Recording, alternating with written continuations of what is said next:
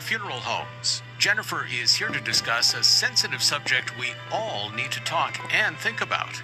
Here now is Jennifer Graziano and Time to Talk. Good afternoon, Westchester. It's 12 noon on this beautiful Wednesday, and that means it's time to talk with me, Jen Graziano. I'm a licensed funeral director who oversees my family's funeral homes, Cox and Graziano of both Mamaroneck and Greenwich, and the Zion Memorial Chapel of Westchester. And every Wednesday I come to you discussing important topics and sensitive matters that all of us need to pause and reflect upon at some point, and through this show I hope to provide a platform to do so. If you are joining us by air this afternoon on 1460 WVOX, I say hello to everyone in the control room. Gerald, I think you're the only. Oh, hi. And welcome Facebook Live viewers. Thank you for joining us here with the help of Tim Judge. And we have a great show with the guest on the line. This is going to be an eye-opening show, I think, because we do discuss from time to time financial planning and the need to be financially savvy and educated and understand terminology and where your money is going and really take an active role in your investment. But our guest today is going to talk to us about who exactly your funds are with, how do you know if they're being managed by the right advisor, and also get into some things that, you know, some myths that we might not have been so aware of, such as rent versus owning, and things that we need to think of as we come of age and money starts to matter perhaps a bit more. So on the line, I'm joined by James DiVigilio. James, are you there? I am here, yes. Hello, Jennifer. Welcome. Thank you so much for being here. You are one of the country's leading fiduciary investors and financial planners. You are the co-founder of Chacon, Diaz, and DiVigilio Wealth Management. And your firm is very unique because you serve as legal guardian for many of your clients. And according to statistics, less than 15% of financial firms can claim such a title, correct? That is unfortunately correct, yes. Okay, I really want, because I really feel after reviewing everything I see here, I think you're going to shed some light on misconceptions and also educate our viewers and listeners quite a bit today. I want to, first of all, welcome you once again. And if you share a little bit about your background coming from yourself, it might resonate a bit more. Sure. Well, I'm a graduate of the University of Florida for undergraduate and grad school. I spent some time after grad school working for a Wall Street firm.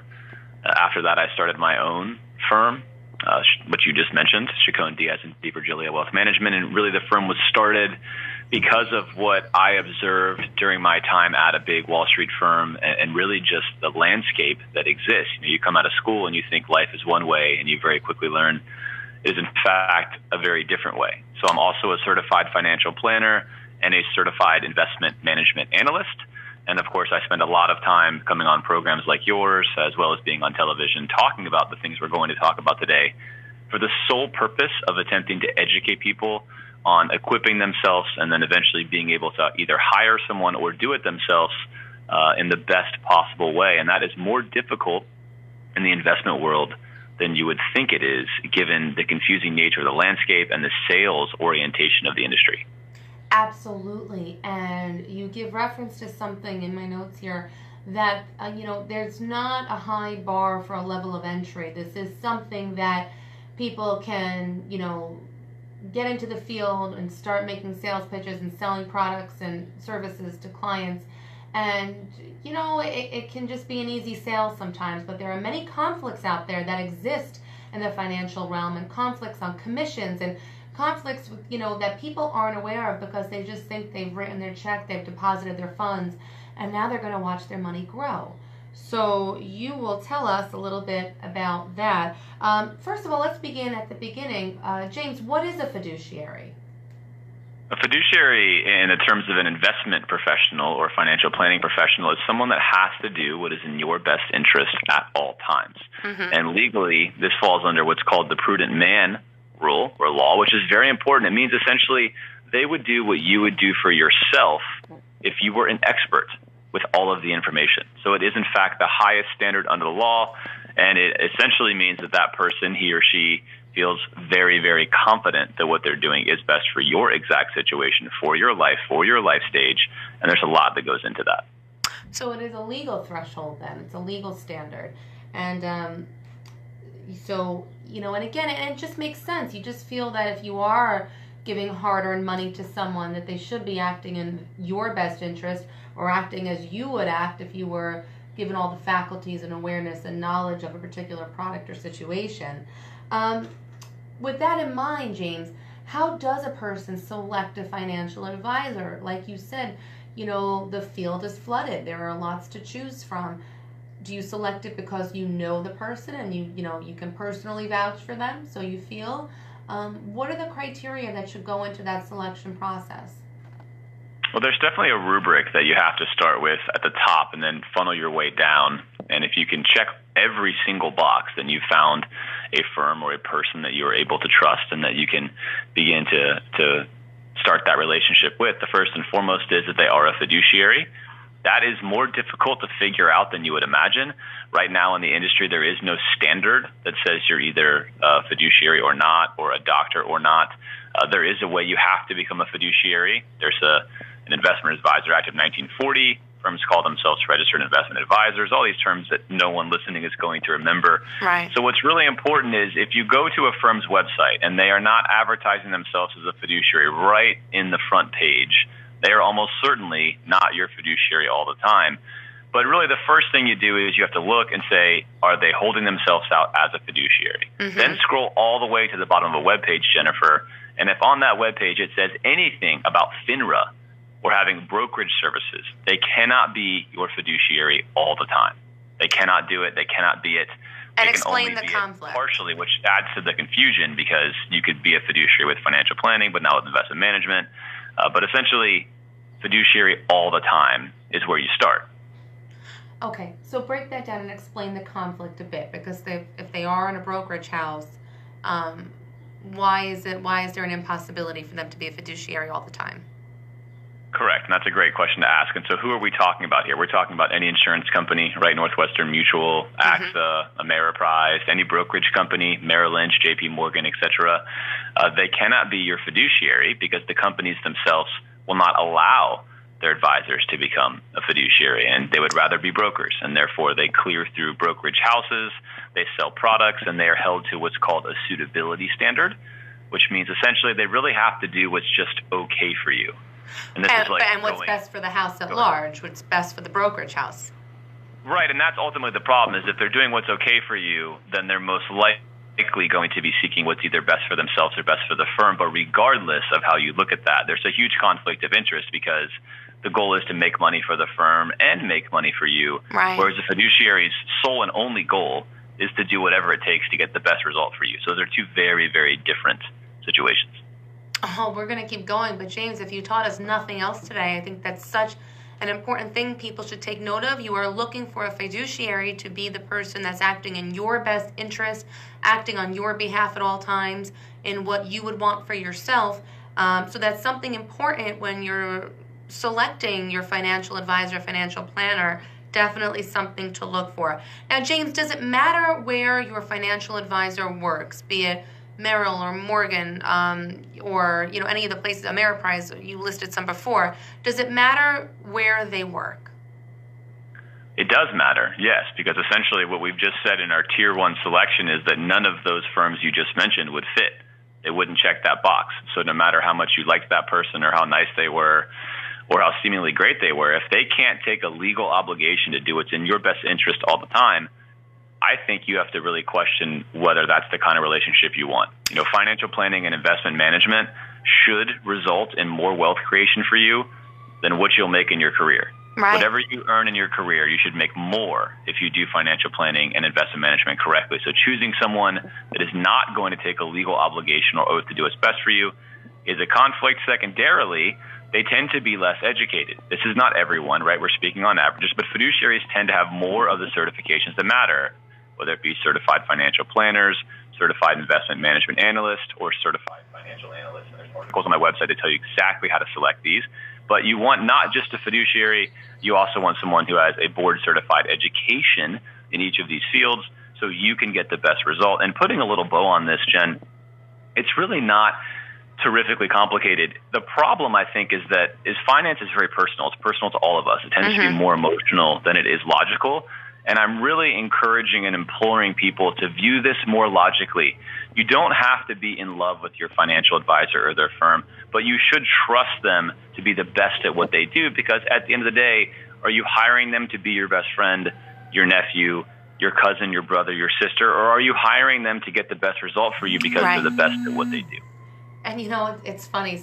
Sometimes too, I always think a doctor or a lawyer, you need a little bit of almost an arrogant confidence sometimes that you don't have to like them personally, but the person that's going to invoke that confidence and reassurance that they know what they're doing. So you're absolutely right in that. I think you have to look past a little bit of the personality on the surface and look more towards the competence and capabilities. So in terms of, so if you've cleared out all those big names, James, then where does one invest? And then breaking it down further, in terms of types of investments and retirement plans, are you an advocate of the traditional 401ks or the Roth IRAs? So first, where, and then how? Sure. Well, in every city across the country, there's almost certainly going to be an independent fiduciary firm. Now, there may not be a lot of them. Where I am here in North Florida, we're the only one, which still to me is kind of crazy, but it indicates how people don't want to take on that kind of responsibility in the world of finance. But if you live in a bigger city, if you're up where you are, there are many. And so you can Google search, really all you need to do is Google search this. You just Google search fiduciary wealth management, your city name. And you will almost certainly find the list right there of the ones who are actually going to be your fiduciaries, and that's where you should begin. A really important thing to note in finance is the power of a brand name is entirely unimportant. Right. There's nothing that Merrill Lynch or Morgan Stanley or JP Morgan or Northwestern Mutual can do for you that an independent person cannot do. There is no advantage anymore. Once upon a time there was, and that came down to stock creation and IPOs. There is not one anymore. So really your goal is to hire an expert. And this is just like you mentioned a doctor. Looking at a doctor, nowadays what hospital or where the doctor works for may or may not matter depending on their specialty, but it never matters in the world of finance. There's not a specialist that works at a special hospital where they're always doing kidney surgeries better than anyone else. It's not that way. And so the most important thing is to choose the fiduciary, which is the specialist that supersedes them. And then walking down to your second answer, and this one is a topic I lecture a lot at the university on. It's confusing to most people.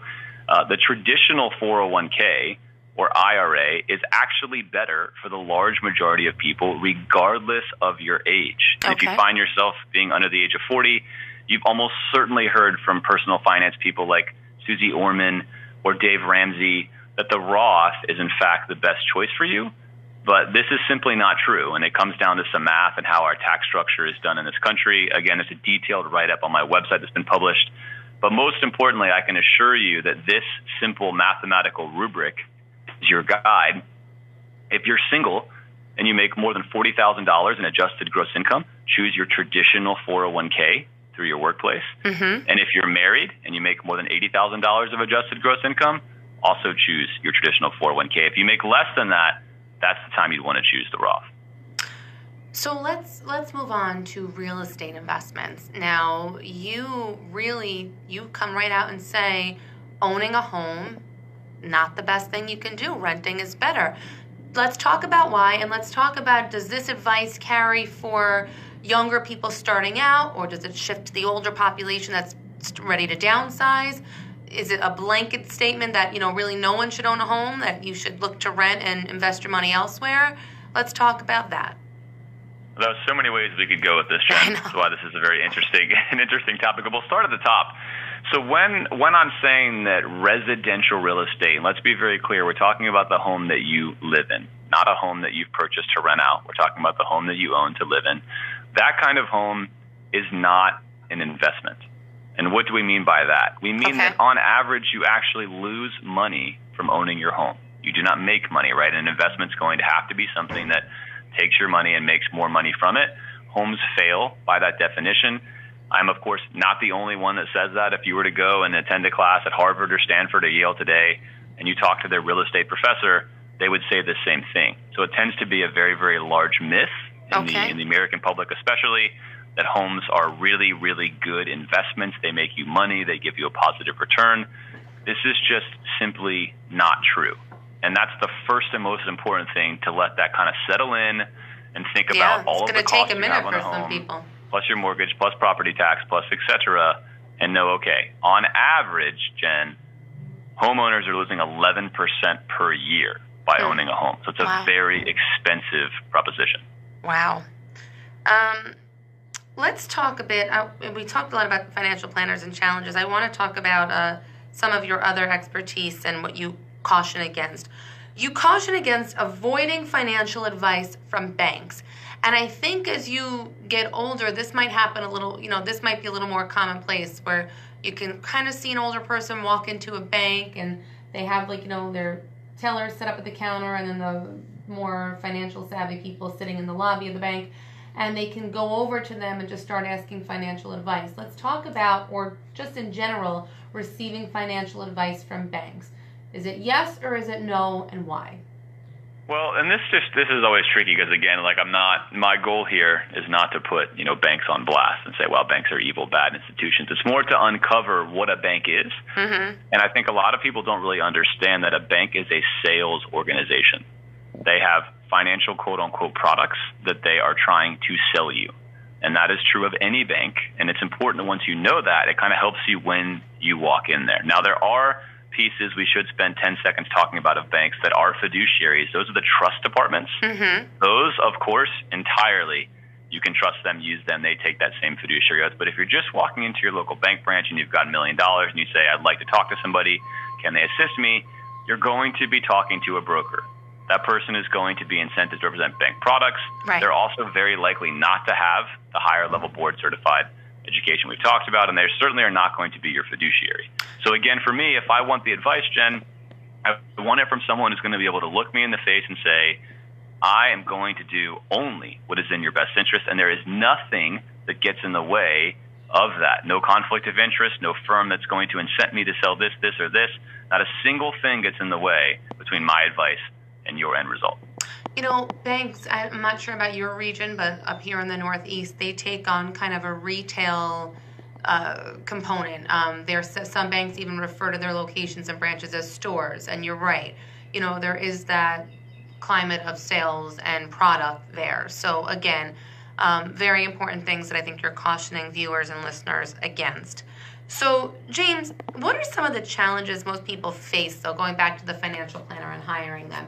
Is it really more that conflict of interest, like I know this guy or I know his parents, or, what do you think the conflicts are? And once again, I know you touched on it earlier, but how do we bridge the gap over that to choose somebody whose credentials are what we want, not necessarily personality or personal ties? I think it's really important to overcome your emotion by gaining knowledge. And I think the problem with finance in general is that it's a foreign language to most of us. Mm-hmm. It's a foreign language to all of us until we start to spend time learning about it. So it tends to be a little bit inaccessible. It's certainly not that finance is actually very complicated. It's not that an intelligent person could not learn about it. But either there's not a desire, or there's too many vocabulary words, or too many hurdles to sort of overcome before you feel like you can make an educated decision.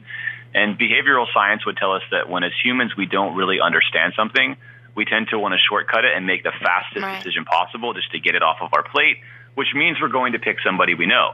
And we're going to say, well, we know this person, they at least care about me, they know me. That's kind of the best decision. That's an entirely emotionally logical decision, but it's an entirely illogical decision when you're looking about going about the best results. So how can you fix this? You've got to spend an hour or 2 hours of your life researching what's a fiduciary, how do I find one, what credentials am I looking for, what are the questions I ask, and then when you're empowered with that, you will be able to find someone in your area, or it could be someone not in your area. Nowadays, firms like mine have clients across the country and really across the world. It no longer needs to be somebody local. But you will be able to find someone. You will be empowered. You'll know what you're looking for. And then another question, Jen, that comes up is, when do I hire a financial planner? When is the right time? Am I supposed to have millions of dollars, or can it be earlier? Right. And the right time is as soon as you start making an income. A financial planner's job is to take your resources, whether you have them yet or not, and optimally plan to manage them as you're gaining more resources, as you're growing, as you're getting married, or as you're getting divorced, or whatever's happening in your life. It's going to take that situation and optimize it. And so the right time to see a financial planner is now, unless you are a student or in some place where, of course, you're not making any kind of income. And that's really important, because first comes financial planning, Jen, then comes investment management. And a lot of people get that backwards. They say, I'm going to wait until I save lots and lots of money, and then I'll see people. Well, that's kind of wrong. You really need to set your financial plan immediately, and then your investment management needs will grow because you're putting money in the right buckets. It makes so much sense. So, James, you offer 6 ways to reduce conflicts of interest with financial planners. Can you share them with us? Sure. Let's talk about the first and maybe most important one, especially up in your area. I think this tends to be very prevalent. You want to avoid insurance all the time. Any kind of insurance product that's not term insurance, so term life insurance or disability insurance through your job or auto insurance or homeowners. If something is mixing an investment and insurance, so we're talking about annuities, we're talking about whole life insurance, universal life insurance, permanent life insurance, those are things you want to avoid. Mathematically, they cost you more than the benefits they give you. And really, Jen, they tend to be a psychological insurance. Good insurance actually protects you from the catastrophic risk.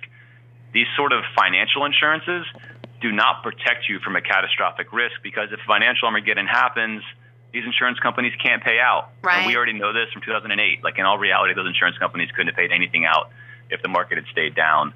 And it's not really a real insurance. I kind of call it mythical insurance. That's probably one of the most important ones to avoid, because that one saddles people with many years of cost and regret if they make that kind of decision. So right there, avoid that entirely. Secondly, avoid any possible scenario that your financial advisor wants to charge you a transactional fee or a brokerage fee or a commission. If they want to charge you by the trade or by the transaction, stay away. This is less common nowadays, but certainly still prevalent. And in fact, people that do this will argue that it's in your best interest for them to just purchase things for you and charge you at that time, because it could be less expensive for you. But of course, in reality, Jen, that sets up a tremendous conflict of interest where that advisor is only making money when they sell something. Okay. And that's not good, right? You don't want that. No, that's not at sure all. And so important. And again, you can see how it happens, though. You can see how people easily get, sucked into that. So excellent sound advice that you're giving us, James.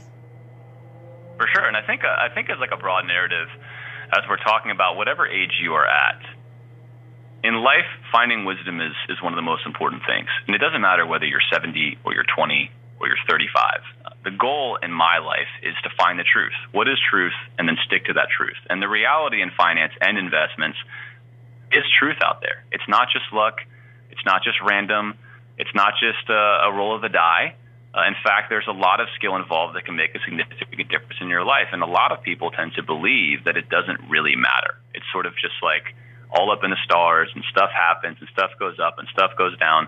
But there's 120 years of academic research that would indicate otherwise. There are best practices. There are things you can absolutely do to put the wind behind your back. And probably the most important thing, aside from being a fiduciary, Jen, that I'm going to talk about today is this. You need to save 10%, at least 10% of your gross income. So if your gross income is $100,000, save $10,000 a year and invest that money for your retirement. If you do that, by the time you reach retirement age, you will be able to retire. You'll have flexibility to choose to work a second job or to work something different or to move to an island, whatever you want to do. But you've got to begin that, and the sooner the better. If you're 50 and you save nothing, that number is going to need to be 20% now. Right. And so this increases as we age, but now is the right time to begin. You need to be setting aside that amount of money. Unfortunately, Jen, 1 in 2 Americans, regardless of their age, if you're 25, 35, 45, 55, is saving nothing for their future. And that is not going to get it done. These are alarming statistics, but you're certainly giving us a really good framework, and I hope a lot of people, following the show today, stop and think, review their investments, review who in fact is representing them financially, and see if any changes need to be made.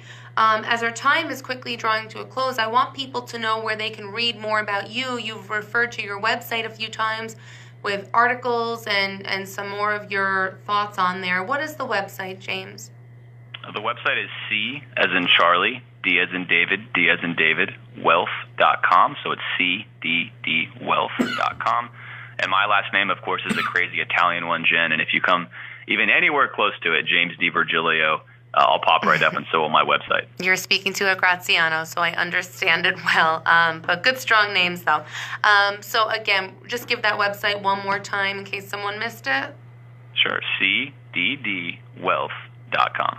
Great. And is there a phone number associated that people can contact you?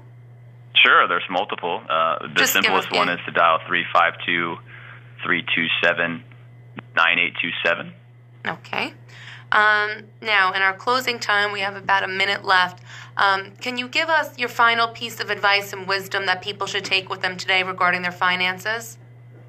If you have a financial advisor, please do yourself the best favor you can and ask them if they are your fiduciary at all times. And if the answer to that question is no, take the time to invest in finding someone who is. It will absolutely make a large difference in your financial future. A fiduciary is your friend. Thank you very much, James DiVigilio. We appreciate all the information. And this is Jen Graziano thanking you for taking the time to listen as we took the time to talk. Have a great day, Westchester. Bye-bye.